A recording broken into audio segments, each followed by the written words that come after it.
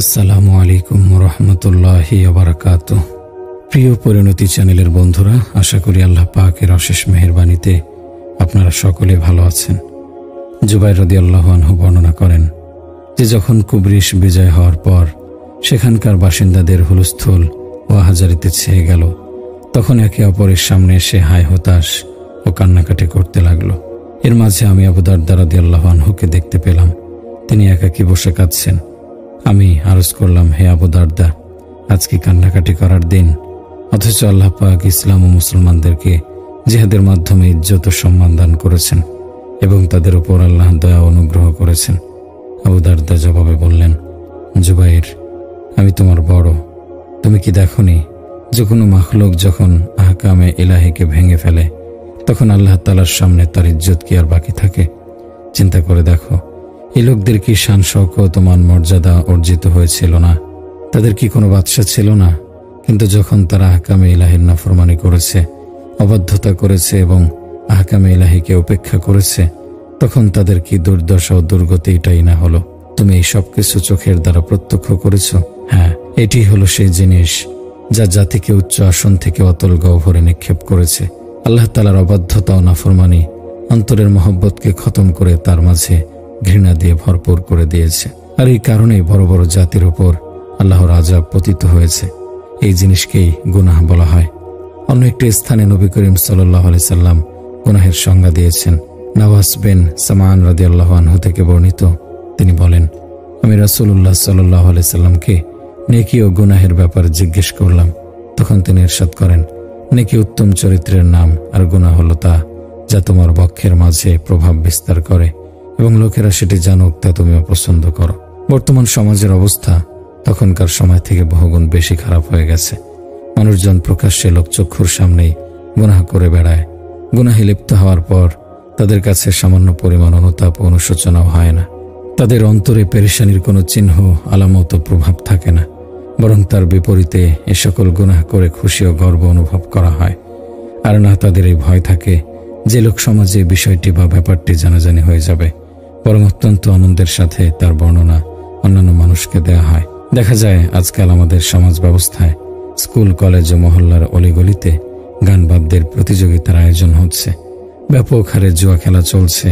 Fashion শোর নামে অশ্লীলতা, বেহায়াপনা, নোংরামি এবং উলঙ্গপনার প্রতিযোগিতা চলছে। সাহিত্যের নামে অশালীন যৌন সুরসুরিমূলক কবিতার আসরের আয়োজন সরগরম হচ্ছে। কৌতুকের নামে অশ্লীলতার আড্ডাবাজি জমছে। এভাবে পরিধেয় বস্ত্র নির্বাচনের জন্য ফ্যাশন শো করাটা গুনাহের বাজার নয় কি? আর ফ্যাশন শোর চেয়ে বেশি সৌন্দর্য প্রদর্শনের প্রতিযোগিতা এগিয়ে যাচ্ছে না? কৌতুকের নামে মিথ্যাচার করার স্টেজ কি প্রস্তুত করা হয় না?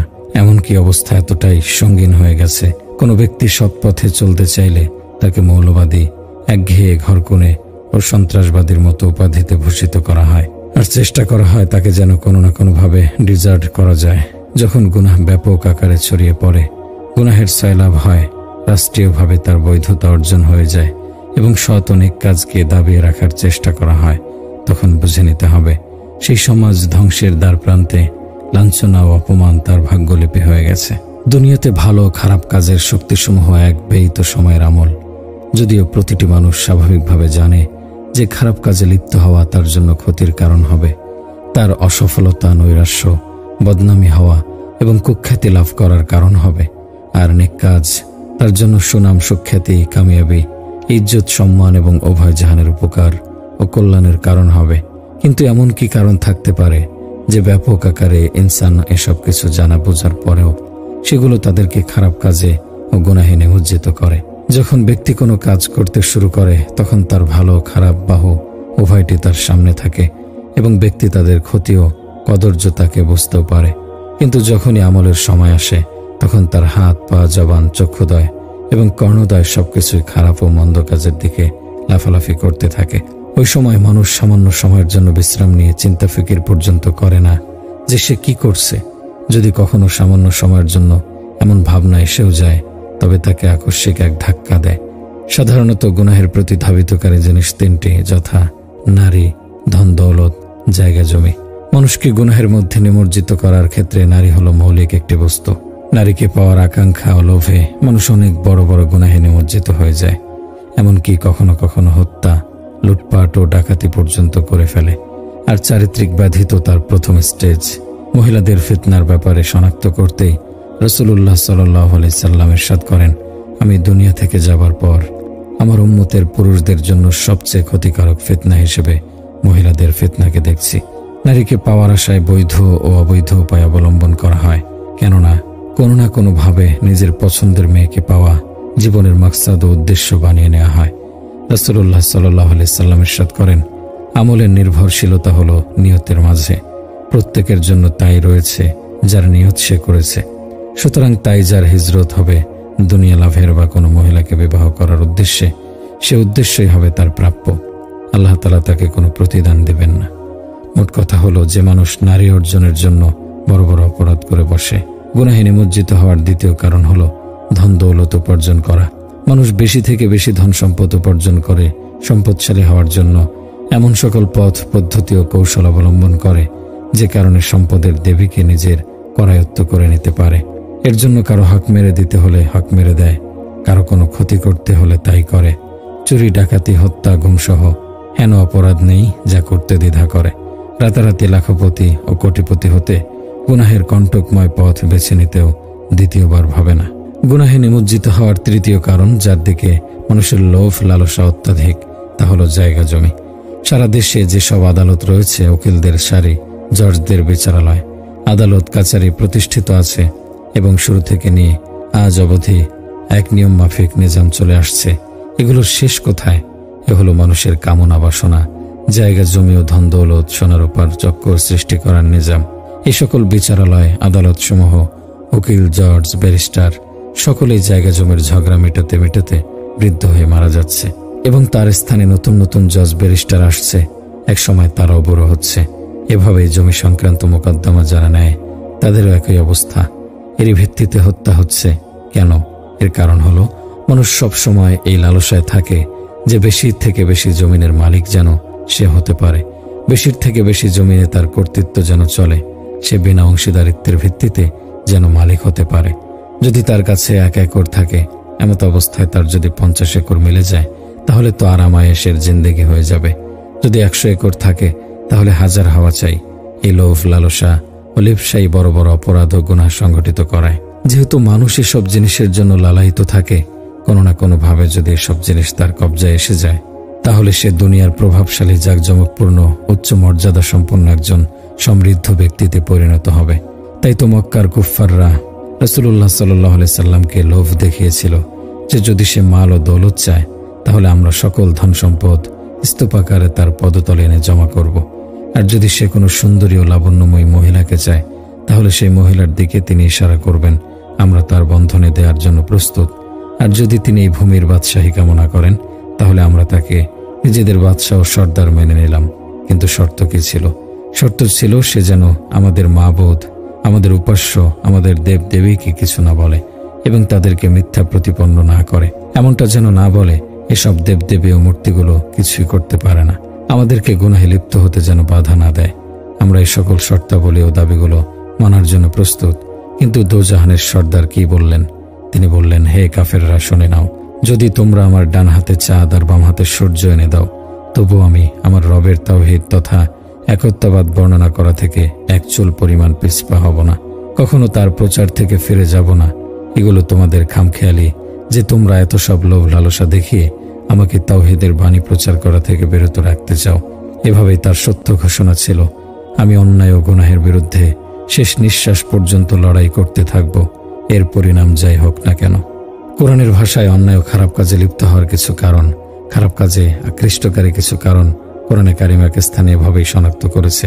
আল্লাহ তাআলা বলেন, যুয়্যিনা লিন-নাসি হুব্বুশ শাহাওয়াতি মিনান নিসাই ওয়াল বানিনা ওয়াল কানাতিরিল মুকানতারাতি মিনাজ যাহাবি ওয়াল ফিদ্দাতি ওয়াল খাইলিল মুসাওওয়ামাতি ওয়াল আনআমি ওয়াল হারসিজ যালিকা মাতাউল হায়াতিদ দুনিয়া আল্লাহু ইনদাহু হুসনুল মাআব। মানবকুলকে মোহগ্রস্ত করেছে নারী, সন্তান সন্ততি, রাশিকৃত স্বর্ণ, রৌপ্য, চিহ্নিত অশ্ব, গবাদি পশুরাজি এবং ক্ষেত খামারের মতো আকর্ষণীয় বস্তু সামগ্রী। এসবই হচ্ছে পার্থিব জীবনের ভোগ্য বস্তু। আল্লাহর নিকটই হল উত্তম আশ্রয়। এই আয়াতে কারিমার মধ্যে আল্লাহ তাআলা সেই সব বিশেষ নিয়ামত সমূহের আলোচনা করেছেন যা তিনি নিজের বান্দাদের জন্য সৃষ্টি করেছেন এবং বিশেষভাবে সুন্দর ও মনোমুগ্ধকর রেখেছেন যে প্রত্যেক মানুষই সেদিকে মনোনিবেশ করে ও ধাবিত হয়ে যায়। সেগুলোকে হাসিল করতে হলে সম্ভাব্য সকল চেষ্টা করে, আর এই চেষ্টা প্রচেষ্টায় সে আল্লাহর অবাধ্যতা ও গুনাহের কাজও করে বসে। এমন নিয়ামত যা পেয়ে বান্দা নিজের সৃষ্টিকর্তাকে ভুলে গিয়ে তার অবাধ্যতা ও গুনাহ করে বসে, সেগুলো এই আয়াতে এভাবে বলা হয়েছে: নারী, সন্তান সন্ততি, সোনার উপর স্তূপ, ব্যাংক ব্যালেন্স, চিহ্নিত ঘোড়া, নতুন নতুন মূল্যবান গাড়ি, গবাদি পশুরাজি, বিভিন্ন পশুর খামার, ক্ষেত খামার, নারী লিপ্সা, সন্তানাদির আশা আকাঙ্ক্ষা, ধন সম্পদ, সোনারূপা, নগদ টাকা পয়সা, ব্যাংক ব্যালেন্স, নতুন নতুন দামি দামি গাড়ি, বিভিন্ন পশুর খামার, জমিনের মালিকানা ইত্যাদি।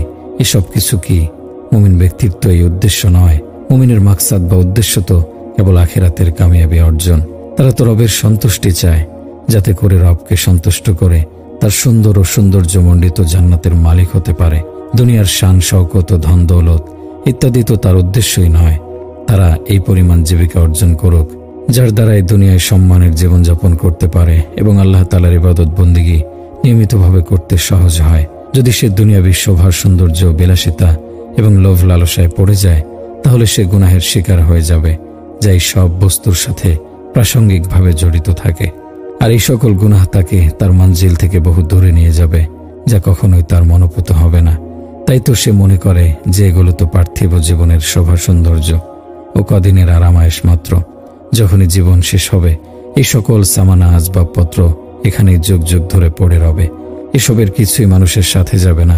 এদিকে দৃষ্টিপাত করেই আল্লাহ পাক ইরশাদ করেন: ই'লামু আন্নামাল হায়াতুদ দুনিয়া লাইবু ওয়া লাহু ওয়া জিনাতু ওয়া তাফাখুরুম বাইনাকুম ওয়া তাকাসুরুন ফিল আমওয়ালি ওয়াল আওলাদি কামাসালি গায়সিন আ'জাবাল কুফফারা নাবাতুহু সুম্মা ইয়াহিজু ফাতারাহু মুসফাররান সুম্মা ইয়াকুনু হুতামা ওয়া ফিল আখিরাতি আযাবুন শাদীদুন ওয়া মাগফিরাতুম মিনাল্লাহি ওয়া রিদওয়ানুন ওয়া মাল হায়াতুদ দুনিয়া ইল্লা মাতাউল গুরুর।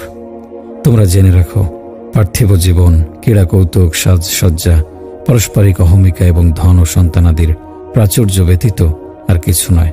যেমন এক বৃষ্টির অবস্থা যার সবুজ ফসল কৃষকদেরকে চমৎকৃত করে, ফলে তুমি তাকে পীতবর্ণ দেখতে পাও, এরপর তা খড়কুটো হয়ে যায়। আর পরকালে আছে কঠিন শাস্তি এবং আল্লাহর ক্ষমা ও সন্তুষ্টি। পার্থিব জীবন প্রতারণার উপকরণ বই কিছুই নয়। কোরআনে হাকিমের মধ্যে আল্লাহ তাআলা জায়গায় জায়গায় ধন সম্পদ যে অস্থায়ী সে ব্যাপারে বর্ণনা দিয়েছেন, আর তার বিপরীতে আখিরাতের নিয়ামতকে দুনিয়ার নিয়ামত থেকে উত্তম, উৎকৃষ্ট এবং স্থায়ী বলে এই সকল নিয়ামত অর্জনের ব্যাপারে উৎসাহ প্রদান করেছেন। আল্লাহ তাআলা বলেন: আল্লাহু ইনদাহু হুসনুল মাআব, আল্লাহর নিকটই হলো উত্তম আশ্রয়। এর মানে হলো আখিরাতের ঘর এই অস্থায়ী দুনিয়ার ঘর থেকে উত্তম হবে। আল্লাহ তাআলা ইরশাদ করেন: আল মালু ওয়াল বানুনা জিনাতুল হায়াতিদ দুনিয়া ওয়াল বাকিয়াতুস সালিহাতু খায়রুন ইনদা রাব্বিকা সাওয়াবা ওয়া খায়রুন আমালা। ধনৈশ্বর্য ও সন্তান সন্ততি পার্থিব জীবনের সৌন্দর্য এবং স্থায়ী সৎকর্মসমূহ আপনার পালনকর্তার কাছে প্রতিদান প্রাপ্তি ও আশা লাভের জন্য উত্তম। এখন ধন সম্পদ আসবাবপত্রের হাকিকত রাসূল সাল্লাল্লাহু আলাইহি সাল্লামের ফরমানের আলোকে আপনাদের সামনে রাখা হচ্ছে, যেগুলোর কারণে মানুষ গুনাহে নিমজ্জিত হয়। ইবনে আব্বাস রাদিয়াল্লাহু আনহু হতে বর্ণিত, তিনি বলেন, আমি নবী সাল্লাল্লাহু আলাইহি সাল্লামকে বলতে শুনেছি, যদি আদম সন্তানের 2 উপত্যকা ভরা মালধন থাকে, তবুও সে তৃতীয়টার আকাঙ্ক্ষা করবে, আর মাটি ছাড়া বনি আদমের পেট কিছুতেই ভরবে না। আর যে তাওবা করবে, আল্লাহ তার তাওবা কবুল করবেন। সাইদুনা হাকিম ইবনু হিজাম রাদিয়াল্লাহু আনহু হতে বর্ণিত, তিনি বলেন, আমি নবী সাল্লাল্লাহু আলাইহি সাল্লামের কাছে কিছু চাইলাম, তিনি আমাকে দিলেন। আমি তার কাছে আবার চাইলাম, তিনি আমাকে দিলেন। আমি তার কাছে আবার চাইলাম, তিনি দিলেন। এরপর বললেন, এ হলো ধন সম্পদ দুনিয়া। সুফিয়ানের বর্ণনা মতে নবী করিম সাল্লাল্লাহু আলাইহি সাল্লাম বললেন, হে হাকিম, এ মাল সবুজ ও সমিষ্ট, যে লোক তা খুশি মনে গ্রহণ করবে তার জন্য তাতে বরকত দেয়া হবে, আর যে ব্যক্তি তা লালসা নিয়ে গ্রহণ করবে তার জন্য তাতে বরকত দেয়া হবে না, বরং সে ওই ব্যক্তির মতো যে খায় কিন্তু তৃপ্ত হয় না, আর উপরের দাতার হাত নিচের গ্রহীতার হাত থেকে শ্রেষ্ঠ। মানুষ মনে করে গুনাহ করে, অপরাধ করে যে মাল সে একত্রিত করেছে, পুঞ্জীভূত করেছে, অতঃপর আলমারি ও লোহার সিন্দুক ভরে নিয়েছে, ব্যাংকে সংরক্ষিত করে রেখেছে, এখন এসব কিছু তার হয়ে গেছে, এসব যেন প্রকৃতপক্ষে তার ধন সম্পদ। আর অন্যরা যদি জায়েজ পদ্ধতিতে ধন সম্পদ উপার্জন করে জমা করে ব্যাংক ব্যালেন্স বানিয়ে রাখে, তাহলে তাকে রাসূলুল্লাহ সাল্লাল্লাহু আলাইহি সাল্লাম ওই ব্যক্তির মাল অর্পণ করে দেননি, বরং ইরশাদ করেছেন, তোমাদের মধ্যে কোনো ব্যক্তি নিজের সম্পদ হতে তার উত্তরাধিকারীর সম্পদকে অধিক প্রিয় মনে করে? তারা সবাই জবাব দিলেন, হ্যাঁ আল্লাহর রাসূল, আমাদের মধ্যে এমন কেউ নেই যে তার নিজের সম্পদকে সবচেয়ে অধিক প্রিয় মনে করে না। তখন তিনি বললেন, নিশ্চয় মানুষের নিজের সম্পদ তাই যা সে সৎ কাজে ব্যয়ের মাধ্যমে আগে পাঠিয়েছে, আর সে পিছনে যা রেখে যাবে তা তার ওয়ারিসের মাল। দুনিয়াতে ধন দৌলত একত্রিতকারী মনোযোগ দিয়ে শুনে নাও। নবী করিম সাল্লাল্লাহু আলাইহি সাল্লাম এমন লোকদের ব্যাপারে ইরশাদ করেছেন, যে ব্যক্তি দুনিয়াতে অনেক ধন সম্পদ রেখে যাবে, আখিরাতে সে ব্যক্তি গরিব হবে। অবশ্য যাকে আল্লাহ পাক ধন দৌলত দিয়েছেন, অতঃপর সে ডানে বামে সামনে পিছনে চতুর্দিকে তা গরিব মিসকিনদেরকে বিলিয়ে দিয়েছে এবং নিজেদের ধন সম্পদকে নেক কাজে ব্যয় করেছে, সে আখিরাতে গরিব হবে না। সাইয়েদুনা আবু হুরায়রা রাদিয়াল্লাহু আনহু বর্ণনা করেন যে রাসূলুল্লাহ সাল্লাল্লাহু আলাইহি সাল্লাম ইরশাদ করেন, ধনের আধিক্য হলে ধনী হয় না, বরং অন্তরের ধনী প্রকৃত ধনী। প্রকৃতপক্ষে ধনী তো সে ব্যক্তি যার অন্তর ধনী, আর সে অন্তর খুলে নিজের ধন দৌলতকে আল্লাহর রাস্তায় জিহাদ ফি সাবিলিল্লাহর মাঝে দুই হাতে ব্যয় করে। এমন নয় যে সে জোর জবরদস্তি করে জমিয়ে রাখে। সে ব্যক্তি তো ধনী নয় যে অন্যায় কাজ, গুনাহ ও অবাধ্যতা করে টাকা পয়সা একত্রিত করে, অতঃপর সেই টাকা পয়সাকেও এমন জায়গায় খরচ করে যা বেশি গুনাহে লিপ্ত হওয়া সাব্যস্তকারী হয়।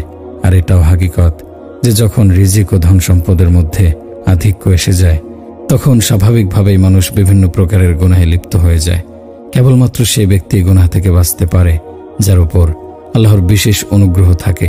এভাবেই জানা যায় গুনাহের কারণগুলোর মধ্যে ধন সম্পদ সবচেয়ে বড় কারণ। আল্লাহ তাআলা ইরশাদ করেন, বাল তুসিরুনাল হায়াতাদ দুনিয়া ওয়াল আখিরাতু খায়রুন ওয়া আবকা।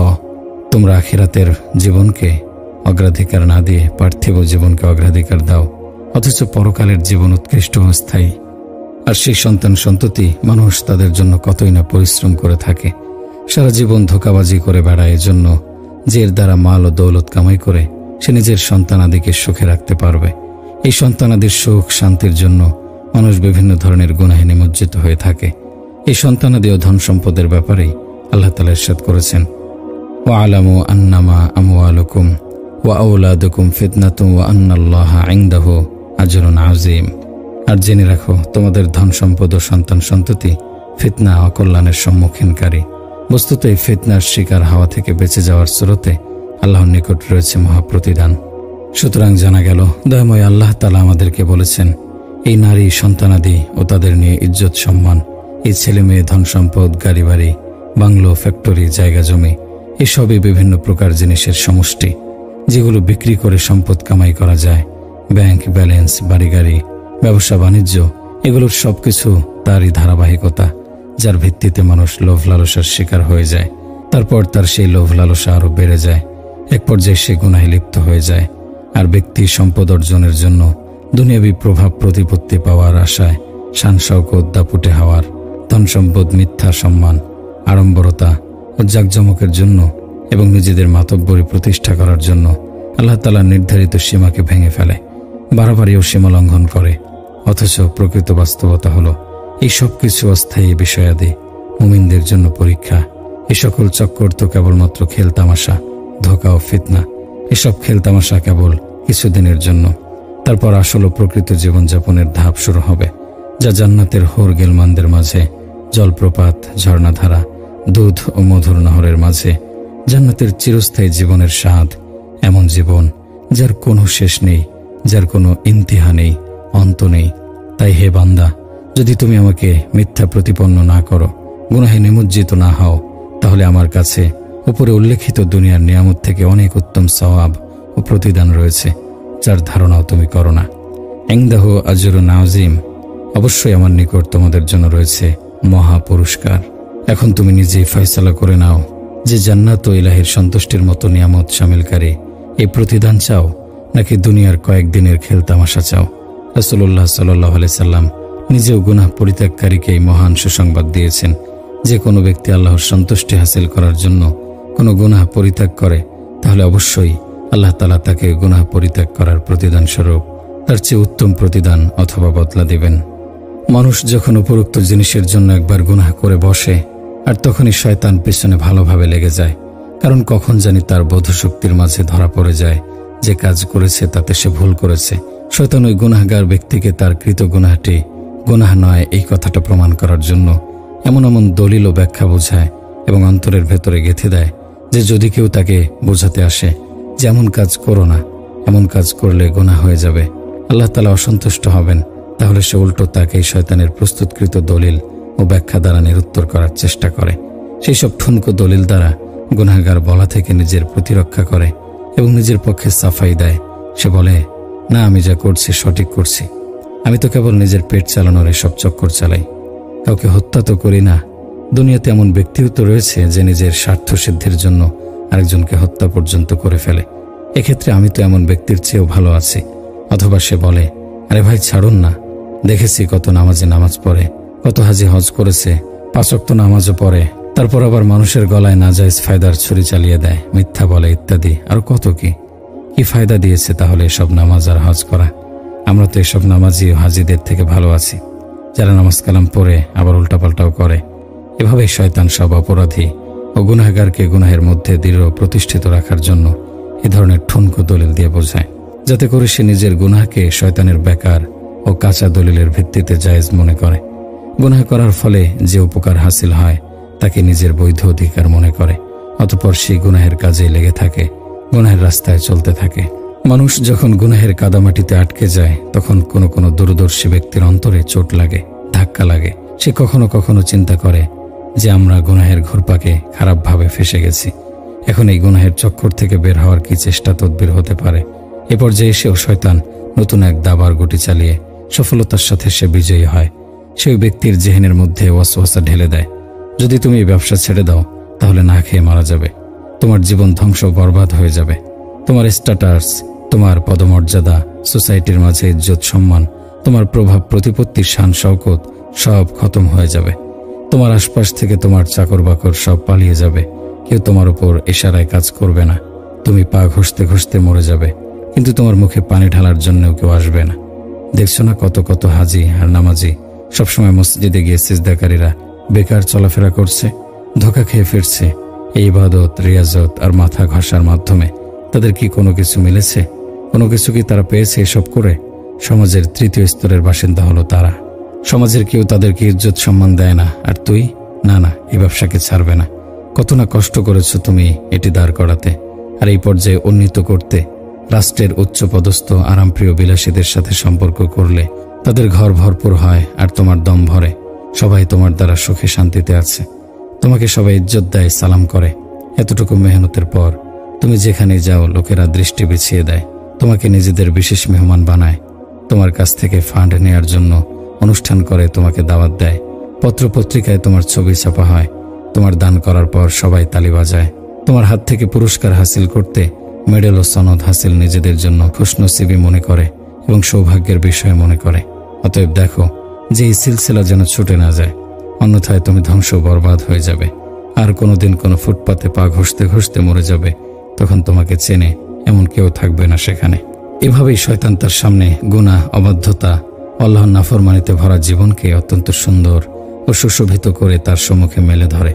এই বিষয়টিকে আল্লাহ তাআলা কোরআন কারিমের মধ্যে এভাবে আলোচনা করেছেন, যুজিনা লিল্লাযিনা কাফারুল হায়াতুদ দুনিয়া ওয়া ইয়াসখারুনা মিনাল্লাযিনা আমানু ওয়াল্লাযিনা ইত্তাকাউ ফাওকাহুম ইয়াওমাল কিয়ামাতি আল্লাহু ইয়ারযুকু মান ইয়াশাউ বিগাইরি হিসাব। পার্থিব জীবনকে কাফিরদের জন্য, দ্বীন ইসলামকে অস্বীকারীদের জন্য সুশোভিত করে দেয়া হয়েছে। যখন তারা ইমানদারদেরকে দুনিয়ার দৃষ্টিতে তাদেরকে সুখী না দেখে তাদের প্রতি লক্ষ্য করে হাসাহাসি করে। পক্ষান্তরে যারা পরহেজগার তারা সেই কাফেরদের তুলনায় কিয়ামতের দিন অত্যন্ত উচ্চ মর্যাদায় থাকবে, আর আল্লাহ যাকে ইচ্ছা সীমাহীন রুজি দান করেন। অন্য এক স্থানে আল্লাহ তাআলা ইরশাদ করেন, কাযালিকা যুয়্যিনা লিল কাফিরিনা মা কানু ইয়ামালুন। এমনিভাবে কাফেরদের দৃষ্টিতে তাদের কাজকর্মকে সুশোভিত করে দেয়া হয়েছে। অতএব যে সকল কাজ সত্যকে অস্বীকারী কাফিররা করে বেড়াচ্ছে, এসবই তাদের নিকট সুন্দর ও সুশোভিত করে দেয়া হয়েছে। এই সকল খারাপ কাজগুলো তাদের নিকট খারাপই মনে হয় না, তাহলে তা পরিত্যাগ কেমনে করবে? অন্য আরেক স্থানে আল্লাহ তাআলা আরো সুস্পষ্ট আকারে বর্ণনা করেন এভাবে, যুয়্যিনা লাহুম সুউ আমালিহিম আল্লাহু লা ইয়াহদিল কওমাল কাফিরিন। তাদের মন্দ কাজগুলো তাদের জন্য শোভনীয় করে দেয়া হলো, তাই তারা শিয় কুফরি থেকে ফিরে আসে না। আর আল্লাহ কাফির সম্প্রদায়কে হিদায়াত করেন না। আরেক জায়গায় আল্লাহ পাক নিজেদের গর্হিত গুনাহের কাজগুলো ভালো উত্তম কাজ যারা মনে করে তাদের সম্পর্কে সুস্পষ্টতার সাথে তাদের গুমরাহ তথা পথভ্রষ্ট হিসেবে নির্ধারিত করেন। তিনি ইরশাদ করেন, আফামান যুয়্যিনা লাহু সুউ আমালিহি ফারাআহু হাসানান ফাইন্নাল্লাহা ইউদিল্লু মান ইয়াশাউ ওয়া ইয়াহদি মান ইয়াশাউ ফালা তাযহাবু নাফসুকা আলাইহিম হাসারাতিন ইন্নাল্লাহা আলিমুম বিমা ইয়াসনাউন। যাকে মন্দ কর্ম শোভনীয় করে দেখানো হয় সে তাকে উত্তম মনে করে, সে কি সমান যে মন্দকে মন্দ মনে করে? নিশ্চয় আল্লাহ যাকে ইচ্ছা পথভ্রষ্ট করেন এবং যাকে ইচ্ছা সৎপথ প্রদর্শন করেন। সুতরাং আপনি তাদের জন্য অনুতাপ করে নিজেকে ধ্বংস করবেন না। নিশ্চয়ই আল্লাহ জানেন তারা যা করে। গুনাহের অনেক বড় একটি কারণ হল নফসানি খায়েশাত তথা অন্তরের খারাপ প্রবৃত্তিকে পূর্ণ করা, বাস্তবায়ন করা। এর জন্য মানুষ চারিত্রিক অপরাধে জড়িত হয়ে পড়ে। বরং মিডিয়া যুদ্ধের এই দুনিয়ায় অধিকাংশ দিন থেকে বঞ্চিত, যারা দিন ধর্মের কোনো তোয়াক্কাই করে না, সেসব লোকেরাই এর পিছনে লেগে আছে। সাইয়েদুনা আবু হুরায়রা রাদিয়াল্লাহু আনহু বর্ণনা করেন, আল্লাহর রাসূল সাল্লাল্লাহু আলাইহি সাল্লাম ইরশাদ করেন, দোজখের আবরণ হলো নফসের খারাপ প্রবৃত্তি, আর বেহেশতের আবরণ হলো সেসব বিষয় যেগুলোকে অন্তর খারাপ মনে করে।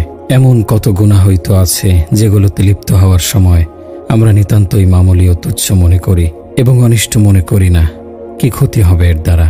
কিন্তু রাসূল আরবি সাল্লাল্লাহু আলাইহি সাল্লাম ছোট থেকে ছোট তুচ্ছ গুনাহ থেকে বাঁচার জন্য আদেশ দিয়েছেন।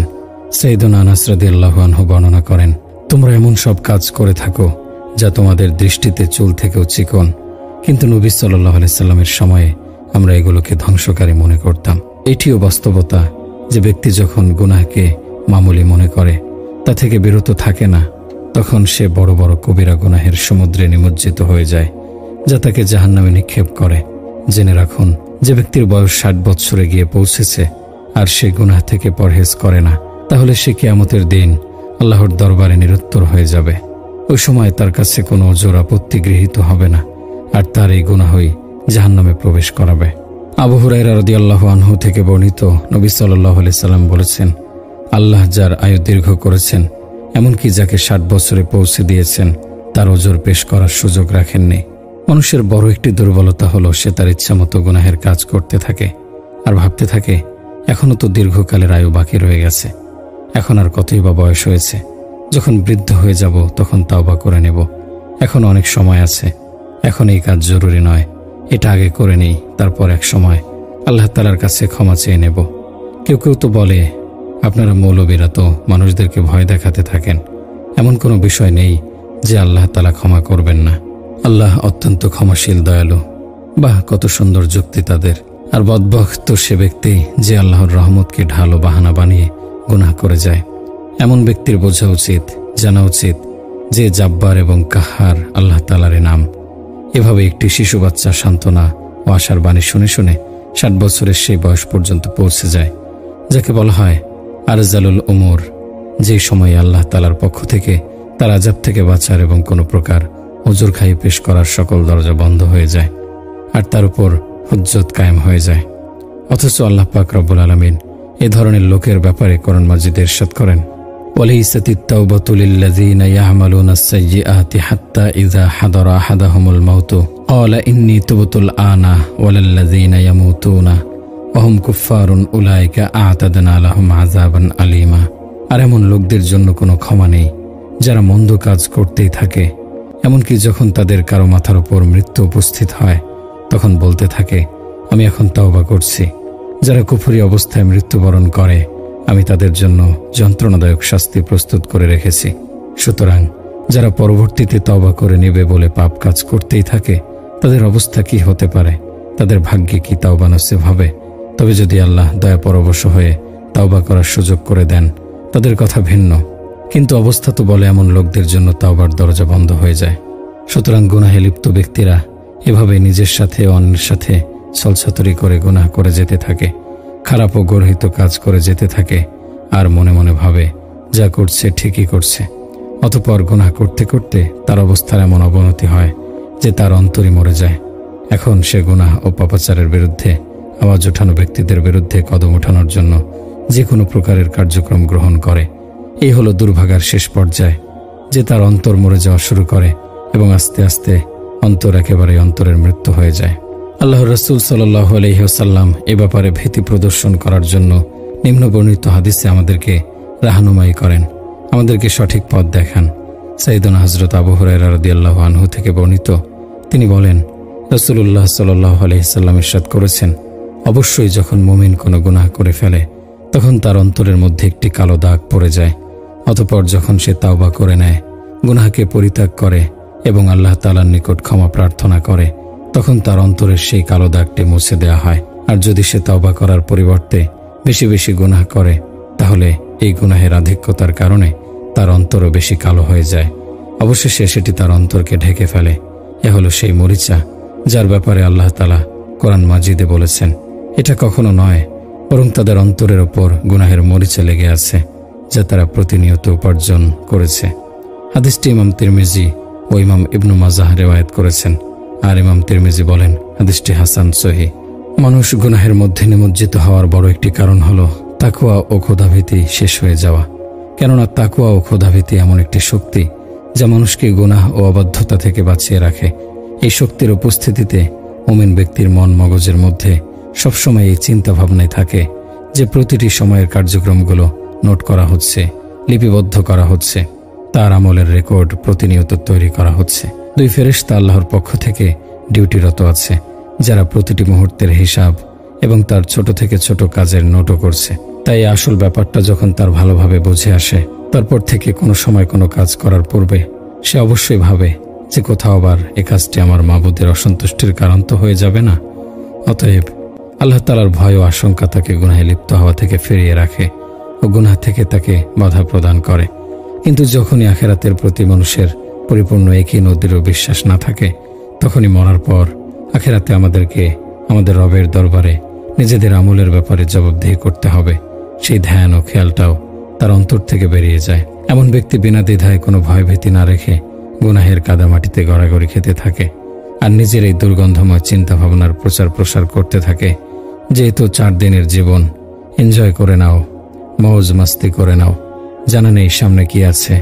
এমন যেন না হয় যে এখানকার আরামায়েশ ও ভোগবিলাস থেকেও মাহরুম হতে হয় আর সামনের জিন্দেগিতেও কিছু না মেলে।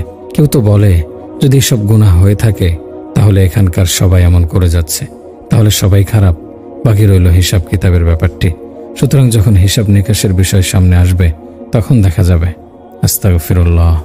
কতক জাহেল ও নাদান কিসিমের লোক এই দুনিয়ার খেল তামাশাকে জীবনের আসল মাকসাদ ধরে নিয়েছে। গুনাহকে তো গুনাহই মনে করছে না, ওয়াজ নসিহতেও হৃদয় বিগলিত হয় না, বরং বড় প্রতাপের সাথে বলে বেড়ায়, এই মজাদার জীবনের স্বাদ নাও, যা ইচ্ছে তাই করো, মনে যা আসে করতে থাকো, কেননা পরজগৎ বলে কিছু নেই। কেউ কি দেখেছে পরজগৎকে? এমন লোকও তো আছে যারা আল্লাহ তাআলাকে সামান্য পরিমাণ ভয় করে না। যদি কখনো তাদের মুখ থেকে বের হয়ে আসে তাওবা তাওবা, আল্লাহ মাফ করো, এমন লোকদের থেকে আল্লাহর কাছে পানাহ চাই, অথবা এমন কাজ কারবার থেকে পানাহ চাই, ইত্যাদি ইত্যাদি। কিন্তু এগুলো কেবল মুখের বুলি, মুসলিম হিসেবে মুখ ফসকে বেরিয়ে যায়। আর যদি তাদের এই মুখের কথাকে সত্য মনে ধরে নেওয়া হয়, তাহলে মানতেই হয় যে তাদের কাজকর্ম অবশ্যই আল্লাহ ভীতির বিপরীত রয়েছে। অতএব প্রকৃতপক্ষে খোদাভীতি, তাকওয়া ও পরহেজগারি হলো গুনাহে লিপ্ত হওয়াকে বাধা প্রদান করে আখিরাতে কামিয়াব ও সফল বানায়। আল্লাহ তাআলা কোরআনে হাকিমের মধ্যে তার ভয়ে ভীতদের উঁচু মর্তবার কথা বর্ণনা করেছেন। ওয়ালিমান খাফা মাকাম রাব্বিহি জান্নাতান, যে ব্যক্তি তার পালনকর্তার সামনে দাঁড়িয়ে জীবনের হিসাব নিকাশ দেওয়ার জন্য পেশার ভয় রাখে, তার জন্য রয়েছে 2টি উদ্যান। এর মানে হলো আল্লাহকে ভয় করতে করতে জীবন অতিবাহিত করেছে এবং এর ভিত্তিতে গুনাহ থেকে বেঁচে থেকেছে। কোরআনে হাকিমে অন্য এক জায়গায় আল্লাহ তাআলাকে ভয়কারীর ঠিকানা এভাবে শনাক্ত করেছে, ওয়া আম্মা মান খাফা মাকাম রাব্বিহি ওয়া নাহান নাফসা আনিল হাওয়া ফাইন্নাল জান্নাতা হিয়াল মাওয়া। পক্ষান্তরে যে ব্যক্তি তার পালনকর্তার সামনে দণ্ডায়মান হওয়াকে ভয় করেছে এবং খেয়াল খুশি থেকে নিজেকে নিবৃত্ত রেখেছে, তার ঠিকানা হবে জান্নাত। এরা তো সেসব লোক যারা গুনাহ থেকে আঁচল বাঁচিয়ে নিজেদের কথা ও কাজের দ্বারা প্রমাণ করে যে তাদেরকে আল্লাহর কাছে একদিন জবাবদিহিতার কাঠগড়ায় দাঁড়াতে হবে। কিন্তু যারা তাদের কথা ও কাজের দ্বারা পরকালে জবাবদিহিতার বিষয়টি মিথ্যা প্রতিপন্ন করেছে, তাদের ভয়াবহ শাস্তির আলোচনা কোরআনে কারিম কয়েক জায়গায় করেছে। মহান আল্লাহ তাআলা বলেন, বাল কাযযাবু বিস-সাআতি ওয়া আ'তাদনা লিমান কাযযাবা বিস-সাআতি সাঈরা। বস্তুত তারা কিয়ামত অস্বীকার করে, আর যে কিয়ামতকে অস্বীকার করে আমি তার জন্য অগ্নি প্রস্তুত করেছি। বর্তমান যুগে যেহেতু প্রচার মাধ্যম ও মিডিয়া জগতের উপর ইহুদি খ্রিস্টানদের প্রভাব, তারা মুসলিম দেশগুলোতে এমন এমন অশ্লীলতা ও ইসলামের শত্রুতা, আকিদা, বিশ্বাসের মধ্যে দ্বিধা সংশয় সৃষ্টিকারী প্রোগ্রাম প্রচার করছে, যা মুসলিম গোত্রগুলোকে তাহজিব তামাদ্দুনের সাথে সাথে ইসলামকেও ঘৃণার পাত্র বানিয়ে দিচ্ছে। বিপথগামী হওয়া, বিভিন্ন অন্যায় অপরাধে জড়িত হওয়া, লজ্জা শরম না থাকা, লুণ্ঠন, হত্যাকাণ্ড ইত্যাদি এমন সব মারাত্মক গুনাহ ও অপরাধের কারণ হল এই সকল প্রচার মাধ্যম, media, television, dish, VCR, cable connection, internet, সংবাদপত্র, ম্যাগাজিন ইত্যাদি। এ কারণে নিজেদের সন্তান সন্ততিকে গুনাহের সাগরে নিক্ষেপকারী ও লজ্জা শরমের হত্যাকারী এই সকল মাধ্যম থেকে দূরে রাখা উচিত। কারণ আল্লাহ তাআলা কোরআনে কারিমের মধ্যে ইরশাদ করেন, ইয়া আইয়ুহাল্লাযীনা আমানু কু আনফুসাকুম ওয়া আহলিকুম নারা।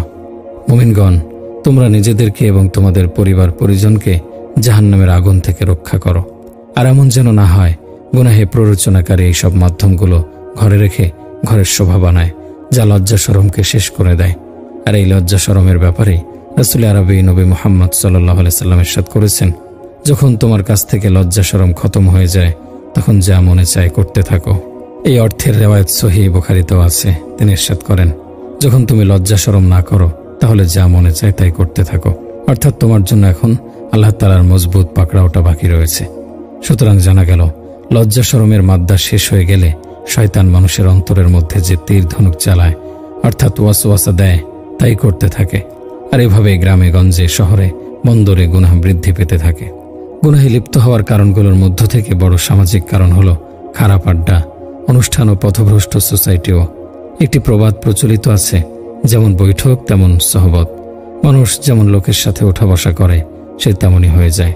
যেই মজলিস বা অনুষ্ঠানে তার আসা যাওয়া থাকে, ওই অনুষ্ঠানের রং তার মাঝে অবশ্যই পতিত হয়। তাই মানুষের জন্য আবশ্যক হল নিজেদের সাথী ও বন্ধু চিন্তা ভাবনা করে এবং ভালোভাবে পরখ করে নির্বাচন করা। কেননা ব্যক্তি যে ধরনের অভ্যাস ও বৈশিষ্ট্যের অধিকারী হয়, অন্য কেউ সেই সব অভ্যাস ও বৈশিষ্ট্যের অধিকারী বানিয়ে দেয়। যদি সে বদ স্বভাবের হয়, যেমন চোর, ডাকাত, ছিনতাইকারী, নেশাখোর, অশ্লীল ভিডিও, ফিল্ম ইত্যাদি দেখে অভ্যস্ত থাকে, তাহলে তার সাথে উপবেশনকারীদের মাঝেও সেই সব খারাপ স্বভাবগুলোর আমদানি করবে। এ কারণে রহমতে আলম রাসূল আরবী সাল্লাল্লাহু আলাইহি সাল্লাম ইরশাদ করেন, সৎসঙ্গী ও অসৎসঙ্গীর উদাহরণ হল কস্তুরী বহনকারী আতরওয়ালা ও হাপরে ফুৎকারকারী কামারের ন্যায়। কস্তুরী বহনকারী আতরওয়ালা হয়তো তোমাকে কিছু দান করবে, অথবা তার কাছ থেকে তুমি কিছু খরিদ করবে, অথবা তার কাছ থেকে সুবাস লাভ করবে। আর হাপর ফুৎকারকারী কামার হয়তো তোমার কাপড় পুড়িয়ে দেবে, অথবা তুমি তার কাছ থেকে দুর্গন্ধ পাবে। এই মূল্যবান হাদিসে আল্লাহর রাসূল সাল্লাল্লাহু আলাইহি সাল্লাম স্পষ্ট করেছেন, একজন সাথীর ভালো খারাপ স্বভাবের প্রভাব অপর সাথীর ওপর অবশ্যই পতিত হয়। তাই তিনি সৎসঙ্গীকে আতর বিক্রেতার সাথে সাদৃশ্য দিয়েছেন। কেননা যখন সে তার কাছে গিয়ে বসবে, তিন বিষয়ের মধ্য হতে কোনো এক বিষয় অবশ্যই তার অর্জিত হবে। হয়তো তোমাকে আতর উপহার দেবে, অথবা সে তার কাছ থেকে মূল্য দিয়ে ক্রয় করে নেবে, কিংবা কমপক্ষে তুমি তার নিকট থেকে আতরের ঘ্রাণ নিতে পারবে, যার প্রভাব তোমার হৃদয়, শরীর এবং তোমার কাপড়ের মাঝে ফুটে উঠবে। সৎসঙ্গী থাকলে এভাবেই তার কাছ থেকে উপকার লাভ করবে, আর তার সাথে ওঠা বসা করলে অবশ্যই তোমার উপকার লাভ হবে। আর তিনি অসৎসঙ্গীর দৃষ্টান্ত দিয়েছেন হাপরে ফুৎকারকারী কামারের সাথে। হয়তো সে তার আগুন থেকে ফুলকি উড়িয়ে তোমার কাপড় পুড়িয়ে দেবে, না হয় কমপক্ষে এর থেকে বিষাদময় এক দুর্গন্ধ তুমি পাবে, অথবা তার প্রভাব তোমার কাপড় বা শরীরে লাগবে। এমনই হলো অসৎসঙ্গী, যে তার সাথে বসার কারণে নিশ্চিতভাবে তোমার ক্ষতি হবেই। তবে এতে কোনো সন্দেহ নেই যে এক এক মানুষের মেজাজ বা স্বভাব এক এক ধরনের হয়ে থাকে। কিছু আছে ভালো কাজের বার্তাবাহক হওয়ার কারণে নেক কাজ ও উত্তম কাজের দিকে পথ প্রদর্শন করে, আর কিছু আছে খারাপ কাজে অভ্যস্ত হওয়ার কারণে অসৎ কাজ ও গর্হিত কাজের দিকে পথ প্রদর্শন করে। যেমন নবী সাল্লাল্লাহু আলাইহি সাল্লামের হাদিসের মাঝে বর্ণিত হয়েছে, সাইয়েদুনা হযরত আনাস ইবনে মালিক রাদিয়াল্লাহু আনহু থেকে বর্ণিত, তিনি বলেন, আল্লাহর রাসূল সাল্লাল্লাহু আলাইহি ওয়াসাল্লাম ইরশাদ করেছেন, নিশ্চয় অনেক লোক এমন আছে যারা কল্যাণের চাবিকাঠি এবং অকল্যাণের দ্বার রুদ্ধকারী। পক্ষান্তরে এমন লোকও আছে যারা অকল্যাণের দ্বার উন্মোচনকারী এবং কল্যাণের পথ রুদ্ধকারী। সেই লোকের জন্য সুসংবাদ, যার দুহাতে আল্লাহ কল্যাণের চাবি রেখেছেন, এবং সেই লোকের জন্য ধ্বংস, যার দুহাতে আল্লাহ অকল্যাণের চাবি রেখেছেন। গুনাহে পতিত হওয়ার আরও অনেক কারণ আছে, যেগুলো মানুষকে গুনাহের কাদায় ফাঁসিয়ে দেয়। কিন্তু প্রকৃতপক্ষে শিরক হলো সবচেয়ে বড় গুনাহ। কেননা শিরক এমন গুনাহ যে গুনাহে লিপ্ত হওয়ার পর মানুষ সর্বপ্রকারের গুনাহ করতে থাকে। এর কারণ আকীদায়ে তাওহীদ চলে যাওয়া। আর আকীদায়ে তাওহীদ মানব বিবেককে সুস্থ ও সঠিক রাখে। যখন মানুষ শিরকে লিপ্ত হয় তখন তার বিবেক মারা যায়। অতঃপর যখন বিবেক বুদ্ধি থাকে না, তখন তার কাছে নেকি ও বদির আর কোনো পার্থক্য বাকি থাকে না। বুখারী ও মুসলিমের মধ্যে রয়েছে, সাইয়েদুনা আব্দুল্লাহ ইবনে মাসউদ রাদিয়াল্লাহু আনহু আল্লাহর রাসূল সাল্লাল্লাহু আলাইহি সাল্লামকে জিজ্ঞেস করলেন, হে আল্লাহর রাসূল, আল্লাহর নিকট সবচেয়ে বড় গুনাহ কোনটি? তিনি বললেন, কাউকে আল্লাহর সমকক্ষ স্থির করা, অথচ তিনি তোমাকে সৃষ্টি করেছেন। সে যখন সে শিরকের মতো গুনাহ করে ফেলল, তখন এই শিরকের বদ আসর ও প্রভাব তার উপর এমনভাবে পতিত হলো যে সর্বপ্রকার গুনাহ করতে সে এখন কোনো ভয় পায় না। বিনা দ্বিধায় সে গুনাহ করে যেতে থাকে। এখন শেষ জামানার পয়গম্বর হযরত মুহাম্মদ সাল্লাল্লাহু আলাইহি সাল্লামের আদেশের বিপরীতে বিভিন্ন দল উপদলের কথা ও তাদের আদেশ মানাকে জরুরি মনে করে। তারা খতমে নবুয়তের উদ্দেশ্যও ভুলে যায়। যেভাবে রাসূল সাল্লাল্লাহু আলাইহি সাল্লামের নবুয়তের পরে আর কোনো নবুয়ত নেই, সেভাবে তার কথা ও আদেশের পর কারো আদেশ চলতে পারে না। কিন্তু তারা তাদের পীর, ফকির, দরবেশ, বাবা ও পাগল, মাজজুব, নেংটা ফকির, ভণ্ড, খাজা বাবার কথা ও তাদের আদেশকে রাসূল সাল্লাল্লাহু আলাইহি সাল্লামের হাদিস, তার কথা ও ফরমান থেকেও বেশি প্রাধান্য দিতে থাকে। শিরকের গুনাহে লিপ্ত হওয়ার পর আরও খারাপ অবস্থা এমন হয় যে নিজের কোনো লাভ ও ক্ষতির কারণে সে এখানে সেখানে ঘুরতে থাকে। রিজিকে প্রশস্ততা ও চাকরি পাবার আশায়, পদোন্নতি ও পরীক্ষায় সফলতা লাভের জন্য, সন্তানাদি লাভ, পেরেশানি থেকে মুক্তি ও নাজাতের আশায় আল্লাহ তাআলা ব্যতীত তারই মখলুককে ডাকে। মখলুকের কাছে মুশকিল আসানের জন্য যায়। নজর ও মান্নত মখলুকের নামে দেয়। তাজিমে সিজদার নামে লম্বা জুব্বা ও হাবাকাবা পরিহিতদের সামনে কপাল ঠেকায়। সার কথা হলো, মানুষ যখন শিরকের মতো কবিরা গুনাহে লিপ্ত হয়, তখন এমন ব্যক্তির পক্ষ থেকে সর্বপ্রকার গুনাহ ও অপরাধ সংঘটিত হওয়াটাই স্বাভাবিক। অর্থাৎ শিরক হলো এমন বড় গুনাহ যা সবচেয়ে বড় গুনাহ ও অপরাধ হওয়ার পাশাপাশি বাকি অন্য সব গুনাহের মূল উৎস। শিরক থেকেই অন্য সব গুনাহের জন্ম ও সূত্রপাত ঘটে। এই গুনাহ করার পর মানুষের কোনো শক্তি থাকে না যা তাকে অন্যান্য গুনাহ থেকে বাধা প্রদান করতে পারে, বরং অন্যান্য গুনাহে লিপ্ত হওয়াটা তার কাছে খুব সুন্দর মনে হয়। এর কারণ হলো আকীদায়ে তাওহীদ জীবনের এক মাপকাঠি ও প্রতিরোধকারী ছিল। আকীদায়ে তাওহীদের বরকত সাথে থাকার কারণে সে গুনাহ থেকে বেঁচে থাকতে পারত, আর গুনাহ তার কাছ থেকে দূরে থাকত। যখন এই প্রতিরোধকারী আর বাকি নেই, তখন তার জীবনে গুনাহ আর গুনাহ দিয়ে ভরে যায়। তাই মানুষের জন্য সকল বিষয় থেকে বেশি প্রয়োজনীয় ও আবশ্যকীয় হলো নিজের আকীদা বিশ্বাসের হেফাজত করা, যেন কখনো কোথাও ভুলেও শিরকের জালে ফেসে না যায়। পরিশেষে গুনাহ থেকে বাঁচার জন্য শেখ ইব্রাহিম বিন আদহাম রাহিমাহুল্লাহের এক ব্যক্তির সাথে নসিহতে পরিপূর্ণ একটি কথোপকথন আপনাদের সামনে পেশ করছি, যাতে করে আমাদের অনুভূতি আসে যে আমরা গুনাহ করে আল্লাহ তাআলার অসন্তুষ্টিতে লিপ্ত হচ্ছি। এক ব্যক্তি ইব্রাহিম বিন আদহামের খেদমতে হাজির হয়ে তার কাছে আরজ করতে লাগলো, অপরিচিত ব্যক্তি, হে ইব্রাহিম বিন আদহাম, আমি অনেক গুনাহ করেছি। আপনার নিকট আবেদন করছি, আপনি আমাকে নসিহত করে দিন যে ভবিষ্যতে আমার নফস যেন আমাকে গুনাহে নিমজ্জিত না করতে পারে। ইব্রাহিম বিন আদহাম বললেন, যদি তুমি 5 বিষয়ের উপর সামর্থ্য অর্জন করতে পারো, তাহলে গুনাহ তোমার কোনো ক্ষতি করতে পারবে না। অপরিচিত ব্যক্তি বললেন, সে 5 বিষয় কি কি? ইব্রাহিম বিন আদহাম বললেন, প্রথম ব্যাপার হলো, যদি তুমি আল্লাহর নাফরমানি করার ইচ্ছা করো, তাহলে তার দেয়া রিজিক থেকে খেও না। অপরিচিত ব্যক্তি বললেন, তাহলে আমি কি খাবো, যেখানে সকল রিজিক তারই সৃষ্টি করা? ইব্রাহিম বিন আদহাম বললেন, নিজে চিন্তা করো তো, তোমার কাছে কেমন লাগবে যার দেয়া রিজিক থেকে খাচ্ছ তারই অবাধ্যতা নাফরমানি করবে? অপরিচিত ব্যক্তি বলল, অবশ্যই নয়। আর দ্বিতীয় বিষয়টি কি? ইব্রাহিম বিন আদহাম বললেন, যদি তার নাফরমানি করার ইচ্ছা করো, তাহলে তার দেয়া জায়গাতেও থাকবে না। অপরিচিত ব্যক্তি বললেন, এটা তো প্রথম বিষয় থেকে অনেক গুরুতর। আসমান জমিনের সবকিছু যেখানে তার সৃষ্টি করা, তখন আমি কোথায় থাকব? ইব্রাহিম বিন আদহাম বললেন, তোমার কাছে এটা কি ভালো লাগে, যার বানানো জমিনে থাকো তারই নাফরমানি করবে? অপরিচিত ব্যক্তি বললেন, কখনো নয়। আর তৃতীয় বিষয় কি? ইব্রাহিম বিন আদহাম বললেন, যখন তুমি তারই দেয়া রিজিক খাচ্ছ, তারই সৃষ্টি করার জমিনে থাকতে তুমি বাধ্য, তাহলে তুমি এক কাজ করো, এমন কোনো জায়গায় গিয়ে গুনাহ করো যেখানে তিনি তোমাকে না দেখেন। অপরিচিত ব্যক্তি বললেন, এটা কিভাবে সম্ভব যে তার কাছ থেকে গোপন থাকবো অথচ তিনি সকল প্রকাশ্য ও গোপন বিষয়ের উপর নজর রাখেন? ইব্রাহিম বিন আদহাম বললেন, হে আল্লাহর বান্দা, তোমার নিকট কি গ্রহণযোগ্য যে তুমি তার দেয়া রিজিক খেয়ে তারই বানানো জমিনে অবস্থান করে তাকে দেখিয়ে গুনাহ করবে? অপরিচিত ব্যক্তি বললেন, অবশ্যই না। চতুর্থ বিষয় কি? ইব্রাহিম বিন আদহাম বললেন, যখন মালাকুল মউত তোমার জান কবজ করার জন্য আসবে, তখন তুমি তাকে বলবে, আমাকে এতটুকু সময় দাও যে আমি তাওবা করে কিছু নেক কাজ করে নেব। অপরিচিত ব্যক্তি বললেন, সে কখনো মানবে না। ইব্রাহিম বিন আদহাম বললেন, যখন তুমি মৃত্যুকে সামান্য সময়ের জন্য স্থগিত করিয়ে তাওবা করতে সক্ষম নও, তাহলে তুমি মুক্তি ও নাজাতের আশা করে কেন বসে আছো? অপরিচিত ব্যক্তি বলল, পঞ্চম বিষয় কি? ইব্রাহিম বিন আদহাম, কিয়ামতের দিন ফেরেশতা যখন তোমাকে জাহান্নামে ফেলার জন্য নিয়ে চলবে, তখন তুমি তাদের সাথে যেও না। অপরিচিত ব্যক্তি বললেন, এটা তো সম্ভবই নয় যে সে আমাকে ছেড়ে দেবে। ইব্রাহিম বিন আদহাম বললেন, তাহলে তুমি নাজাতের আশা করে কেন বসে আছো? অপরিচিত ব্যক্তি বললেন, হে ইব্রাহিম, আমি বুঝে ফেলেছি। আমি আল্লাহর কাছে ক্ষমা চাচ্ছি এবং তার কাছ থেকে তাওবা করছি।